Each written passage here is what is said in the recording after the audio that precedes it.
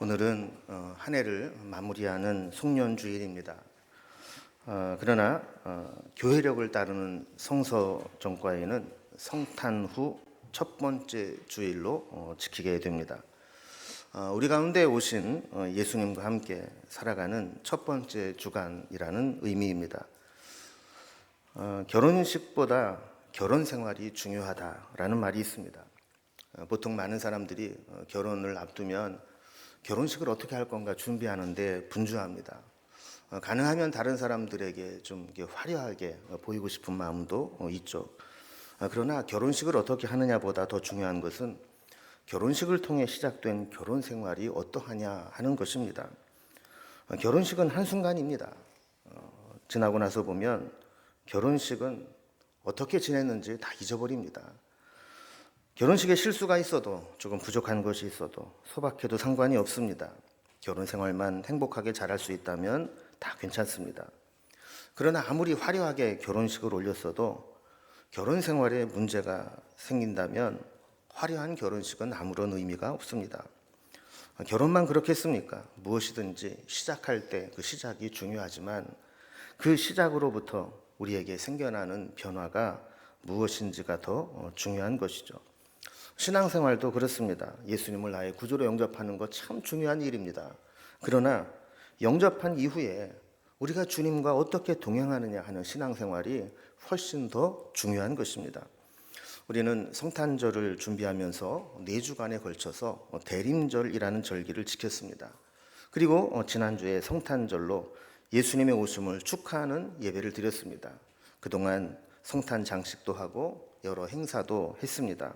그러나 중요한 것은 그렇게 우리에게 오신 예수님이 우리에게 어떤 의미가 있는가, 우리가 오신 그 주님과 어떻게 함께 동행하며 살아가고 있느냐 하는 것이 더 중요한 것입니다. 오늘 본문은 베들레헴에서 태어나신 예수님이 태어나신 지 첫 번째로 예루살렘 성전을 방문한 사건을 기록하고 있는 내용입니다. 성탄 이후에 예수님은 나신 지 8일 만에 할례를 받으셨습니다. 그리고 정결 예식의 날이 참에 예루살렘으로 올라오셨습니다. 이렇게 성탄 이후 예수님의 첫 번째 행보, 성전에 올라오신 사건을 통해서 우리가 예수님과 함께하는 삶이 어떤 것인지를 좀 살펴보려고 합니다. 먼저 첫 번째로 예수님과 함께하는 삶이란 말씀대로 사는 삶이라는 것을 우리에게 보여줍니다. 오늘 본문에 보면 말씀대로, 율례대로, 또 모세의 법대로 이런 구절들이 반복해서 나오는 것을 보게 됩니다. 22절에는 모세의 법대로, 23절에는 주의 율법에 쓴 바, 24절에는 주의 율법에 말씀하신 대로, 27절에는 율법의 관례대로, 39절에서는 주의 율법을 따라, 이렇게 계속해서 주의 율법을 따라, 율례를 따라, 말씀을 따라, 이렇게 예수님의 삶은 모세의 법, 주의 율법, 말씀에서 벗어나지 않는 삶을 사셨다라는 것을 반복해서 강조하고 있습니다. 당시 유대인 남자들은 태어나게 되면 율법의 규정대로 반드시 해야 될 것들이 한 3가지 있습니다. 첫 번째는 태어난 지 8일 만에 할례를 받는 것이고, 두 번째는 장자의 경우에 출생한 지 한 달 만에 하나님 앞에 바친다는 의미로 대속의식을 치르게 됩니다. 그리고 산모는 출산 후에 아들을 낳으면 40일 후에, 딸을 낳으면 80일 후에 정결 예식을 통해서 산모와 아이가 함께 성전에 나오게 되는 것이죠. 오늘 본문은 아니었지만 21절에 보면 예수님은 율법대로 태어나신 지 8일 만에 할례를 받으시고 정식으로 이름을 예수라 명명한 것을 보게 됩니다. 22절에 보면 모세의 정결 예식의 날이 참에 아기를 데리고 예루살렘에 올라갔다 그랬습니다. 이 모세의 법에 있는 정결 예식은 킹 제임스 버전 영어 성경에 보면 The days of her purification according to the law of Moses라고 되어 있습니다.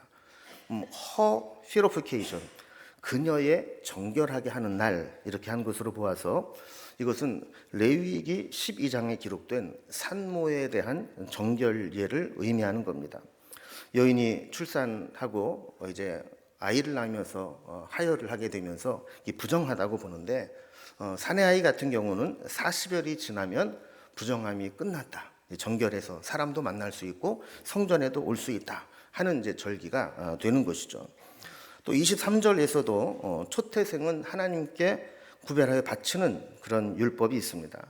예수님은 그 집안의 장자로 맏아들로 태어나셨기 때문에 율법대로 아이를 하나님께 헌화를 해야 되는데 이 장자를 대속하는 의식입니다. 아이를 직접 제물로 바칠 수 없었기 때문에 예물의 값을 계산해서 성전 세겔로 5세겔을 대신 바치게 하는 대속 의식을 진행했던 것이죠. 또 24절에 보면 이제 감사의 예물을 주의 율법에 말씀하신 대로 드리게 됩니다. 경제적인 능력이 있는 사람은 이제 번제물로는 어린 양을 드리고 속죄물로는 비둘기를 바쳐야 했지만 경제적으로 넉넉하지 못한 가난한 집에는 번제물이나 속죄물 모두 비둘기로 드릴 수 있도록 허락하고 있습니다.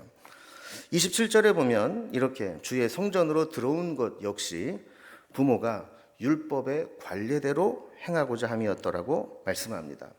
이렇게 첫 번째 성전에 올라왔던 이 사건을 마무리하는 39절에도 보면 예수님의 첫 번째 예루살렘 성전 방문 기사가 모두 주의 율법을 따라 이루어진 것임을 밝히고 있습니다. 그러니까 말씀대로 이 땅에 오신 예수님은 성장 과정에 있어서도 율법을 철저하게 지키며 율법에 규정된 대로 양육되고 계심을 보게 되는 거죠. 갈라디아서 4장 4절과 5절에 보면 때가 참에 하나님이 그 아들을 보내사 여자에게서 나게 하시고 율법 아래 나게 하신 것은 율법 아래에 있는 자들을 속량하시고 우리로 아들의 명분을 얻게 하려 하심이라 그랬습니다. 이 말이 무슨 말이냐면 예수님은 원래 죄가 없으신 분이기 때문에 할례를 받으실 필요도 없고 성전에 올라가실 필요도 없고 율법대로 행하실 필요도 없으십니다. 그러나 스스로 율법 아래에 몽해를 매시면서 율법에 있는 자를, 율법 아래에 있는 자들을 속량해 주셨다라는 겁니다.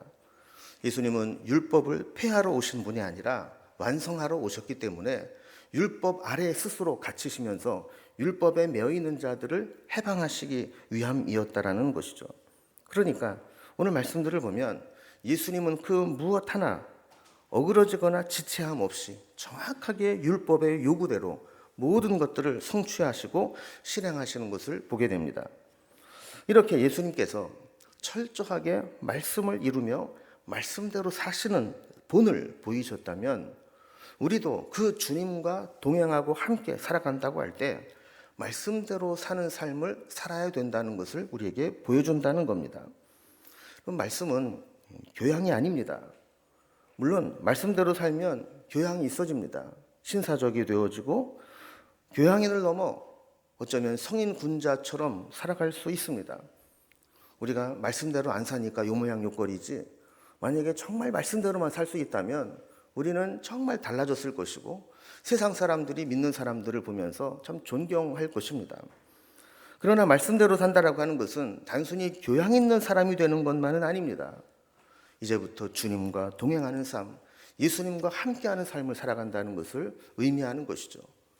예수님과 함께 살아갈 때 우리 새해에도 하나님 말씀과 함께 살아갈 수 있는 우리 공동체가 되기를 주님의 이름으로 기원합니다.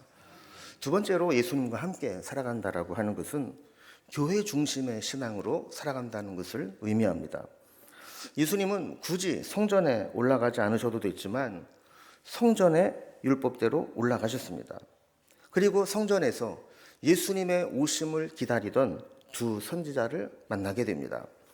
선지자 시몬을 만난 것도 성전이었고 여선지자 안나를 만난 것도 성전이었습니다. 시므온은 성령의 감동으로 성전에 들어가서 예수님을 영접하게 되었고 또 안나 선지자는 성전을 떠나지 않고 그 자리를 지키고 있다가 예수님을 만나게 된 겁니다. 30절에 보면 시므온은 성전에 오신 예수님을 안고 내 눈이 주의 구원을 보았사오니라고 고백합니다. 마치 삭개오의 집에 들어가신 예수님이 오늘 구원이 이 집에 이르렀느니라 하시는 것처럼 예수님이 가시는 곳은 구원의 현장이었고 예수님이 가시는 곳이 그 집의 주인이 되었습니다.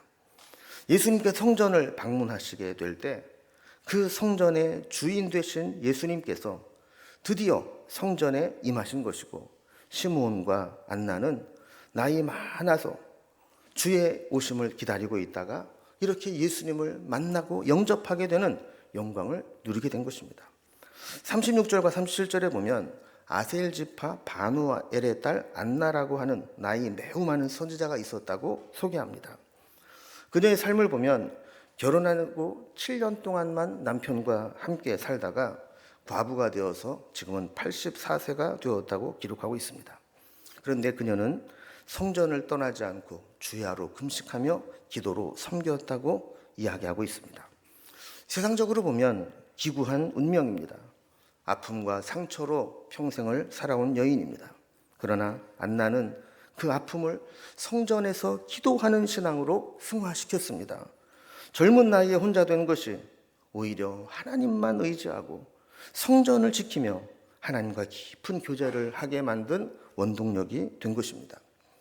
특히 이 아셀 지파는 지도에서도 볼 수 있듯이 이스라엘의 가장 북서쪽에 위치한 지파로 북이스라엘에 속한 지파입니다. 이스라엘의 역사를 보면 북이스라엘은 남유다보다도 300년 앞서 아수르에 멸망한 나라입니다. 당시에 존속하고 있었던 지파라고 하면 남유다에 속해 있었던 유다 지파, 베냐민 지파, 그리고 레위 지파 정도입니다. 그런데 놀랍게도 없어져도 이미 없어져 버린 이 아셀 지파 중에서 여 선지자 한 명이 남아서 어떤 경로인지 성전에 들어오게 되었고 이 성전을 지키고 있었다는 겁니다. 37절을 보면 성전에 들어온 이후로 이 여인은 성전을 떠나지 아니하고 주야로 금식하며 기도함으로 섬겼습니다. 성전을 떠나지 않고 그 자리를 지키고 있을 때 예수님의 오심을 처음으로 영접하는 그런 영광을 얻을 수 있게 된 것입니다. 오늘날 교회를 구약의 성전과 동일시할 수는 없지만 우리 신앙의 중심이 어떠해야 되는가는 분명히 보여주는 사건입니다. 물론 교회 중심의 신앙이라고 하는 것이 세상에서 우리에게 맡겨준 사명은 등한히하고 교회만 시간을 보내라는 말은 아닙니다. 우리가 교회에서 은혜를 받고 세임을 얻었다면 세상으로 파송되어서 세상에서 맡겨준 사명을 감당해야 되는 것이 성도의 사명입니다. 그러나 그렇다고 해서 또 교회에서 하나님을 예배하고 모이는 것을 폐해서도 안 되는 것이죠. 우리는 코로나를 겪으면서 예배드리기 위해 교회에 나오지 않는 것을 당연히 여기는 이상한 상황을 맞이한 적이 있습니다. 온라인 예배의 맛을 보게 되면서 굳이 교회에 나가지 않아도 온라인으로 예배를 할 수 있다라고 하는 생각을 하게 되었습니다. 그러나 우리가 조심해야 될 것은 온라인 예배를 허용하다 보면 그 다음은 예배를 안 드리는 것을 허용하는 쪽으로 이어질 수 있다는 겁니다. 지금 한국교회가 염려하는 것 중에 하나는 온라인 교인으로 갔던 교인들이 돌아오지 않고 가나안 교인으로 빠지는 인원들이 많아지고 있다는 것이죠.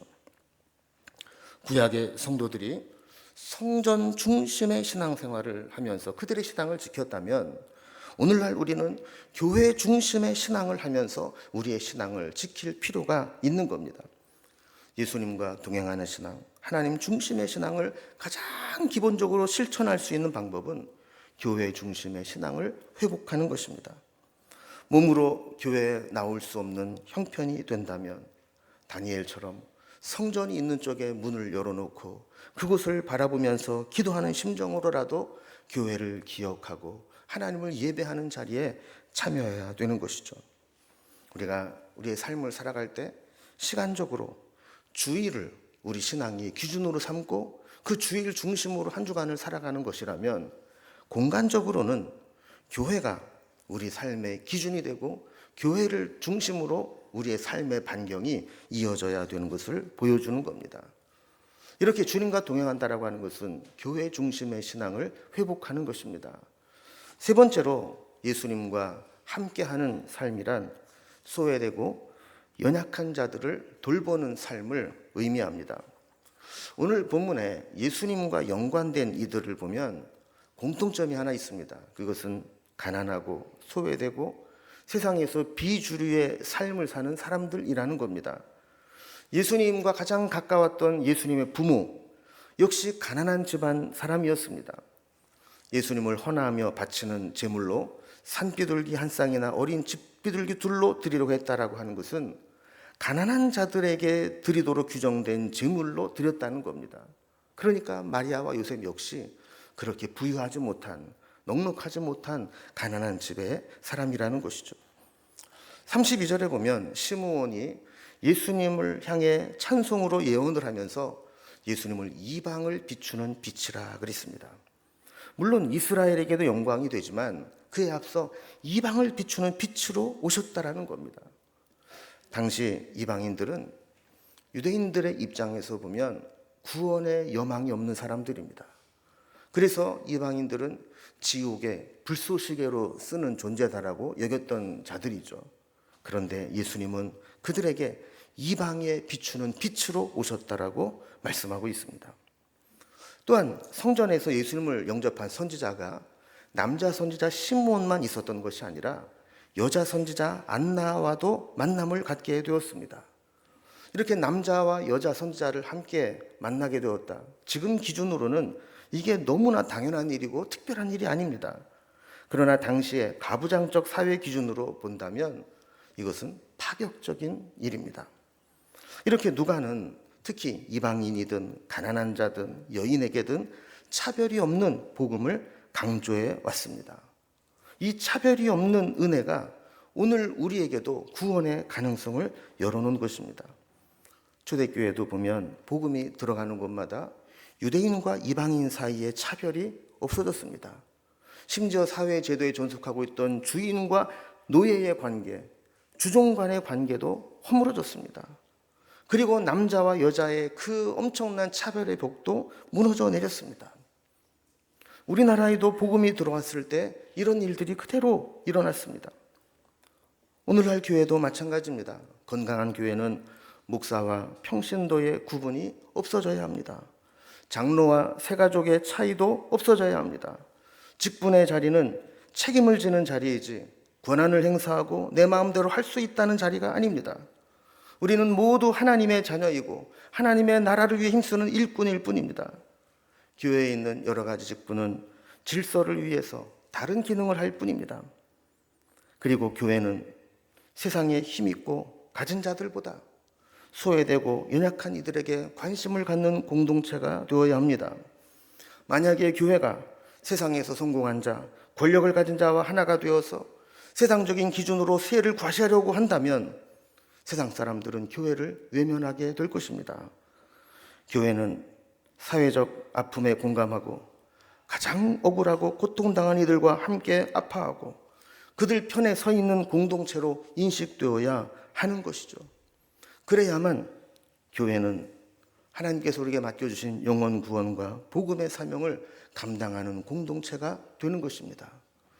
예수님과 함께 살아간다라고 하는 것은 높은 곳을 향해 올라가는 것이 아니라 오히려 낮은 곳으로 내려가서 그들의 아픔과 함께하며 공감할 수 있는 그런 삶을 사는 자가 되는 것입니다. 마지막 네 번째로 예수님과 함께 하는 삶이라는 것은 성령님의 인도하심을 받는 삶이 되는 것입니다. 성전에서 예수님의 오심을 기다리던 선지자 시므온의 모습을 보면 철저하게 성령의 인도하심 받는 삶을 살아왔다는 것을 보게 됩니다. 25절을 보면 시므온을 소개하면서 성령이 그 위에 계시더라라고 했습니다. 잠시만 필요할 때 만나주시는 것이 아니라 그 위에 항상 계시고 머물러 있었다라는 겁니다. 26절에 보면 그가 주의 그리스도를 보기 전엔 죽지 아니하리라는 성령의 지시하심을 받았다라고 기록하고 있습니다. 29절에서 아기 예수님 만나고 나서 시므온이 이제는 말씀하신 대로 종을 평안히 놓아주신도다 그랬습니다. 이것으로 볼 때 시므온은 하루하루를 버티기가 힘든 고령의 나이였음에도 불구하고 성령께서 주의 그리스도를 보기 전에는 죽지 아니라 하시라는 말씀을 들은 대로 주님의 오심을 기다리고 버티고 있었다라는 겁니다. 그렇게 그는 성령의 지시하신 말씀을 들을 수 있는 자였습니다. 성령님과 소통하는 자였습니다. 그리고 성령님과 교제하고 소통하는 것은 나이와 상관이 없습니다. 시므온은 성전에서 성령님의 지시를 받고 소통할 수 있는 사람으로 살아왔습니다. 27절에도 보면 그가 아기 예수님을 영접할 때 성전으로 들어가는 것도 성령의 감동으로 들어가는 것이라고 말씀합니다. 아기 예수님이 성전에 들어오시는 그때 성령께서는 시므온에게 강하게 감동을 주시고 역사하셔서 시므온에게 성전으로 들어가게 하셨다라는 겁니다. 이러한 말씀들을 종합해 보면 시므온은 그의 일거수일투족이 성령의 감동에 의한 삶이었고 성령의 이끄심을 따라 살아가는 삶이었다라는 것을 보게 되는 겁니다. 그렇다면 우리는 얼마나 성령의 인도하심을 받으며 살아가고 있습니까? 우리가 행동하고 선택하고 결정함에 있어서 우리를 움직이게 하는 동인이 무엇입니까? 성령의 인도하심을 따라 살아가고 있습니까? 아니면 자기 이권이나 자존심과 같은 감정이나 육체의 정욕이나 혹은 아무 영향도 받지 않는 영적 게으름이나 이런 것들에 의해서 우리의 삶을 방치하고 있지는 않습니까? 우리가 새해가 되어 사모함으로 구해야 될 것 중에 하나는 철저하게 성령의 인도하심을 받는 것입니다. 성령에 충만하고 성령이 늘 함께 하시고 성령께서 구체적으로 지시하심에 민감하게 분별할 수 있고 성령의 인도하심과 이끄심에 순종하는 삶을 사는 것, 그것이 우리가 사모해야 될 인생입니다. 이제 말씀을 마무리합니다. 우리에게는 주님이 이 땅에 오셨다라고 하는 성탄의 기쁜 소식보다 이 땅에 오신 주님과 함께하며 임마누엘로 오신 주님과 동행하는 삶이 더 필요하고 중요한 시기가 되었습니다. 오늘 말씀을 살펴보면서 우리는 예수님과 함께하는 삶을 살아가고 있는지 돌아보면 좋겠습니다. 4가지 말씀을 살펴보았죠. 말씀대로 사는 삶, 교회 중심의 신앙을 회복하는 삶, 소외되고 연약한 자를 돌보는 삶, 그리고 성령의 인도하심을 받는 삶. 이 4가지의 조건이 우리에게 실천되고 있는지 돌아보면서 우리 새해에는 이러한 삶을 살아가고 예수님과 함께 동행하는 삶이 될 수 있기를 주님의 이름으로 기원합니다.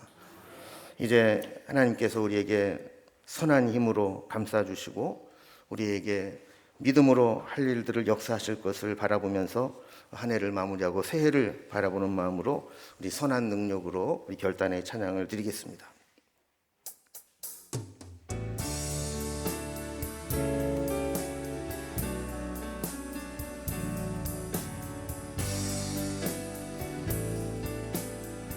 그 선하님의 고요히 감사요. 그 선하님의 고요히 감사여 그 놀라운 평화를 누리며 나 그대들과 함께 걸어가네. 나 그대들과 한 해를 여네. 지나간 어물 어둠의 날들이 무겁게 내 영혼 짓눌러도 오 주여 우릴 외면치 마시고 약속의 구원을 이루소서. 주께서 밝히신 작은 촛불이 어둠을 헤치고 타오르네. 그 빛에 우리 모두 하나 되어 온 누리에 비추게 하소서. 그 선한 힘이 우릴 감싸시니 믿음으로 일어날 일 기대하네. 주 언제나 우리와 함께 계셔 하루 또 하루가 늘 새로워. 그 선한 힘이 우릴 감싸시니 믿음으로 일어날 일 기대하네. 주 언제나 우리와 함께 계셔. 하루 또 하루가 늘 새로워. 오늘 찬송의 가사처럼 하나님의 선하님이 우리를 감싸주시고 새해에도 믿음으로 하나님이 행하실 일들을 기대하며 주님과 동행하는 삶을 살게 해달라고 기도합시다. 주신 말씀대로 살겠습니다. 교회 중심 신앙으로 지키겠습니다. 소외되고 연약한 자들을 돌보겠습니다. 성령의 인도하심 받으며 살아가겠습니다. 이렇게 결단하며 기도하며 나아가면 다 같이 기도합니다.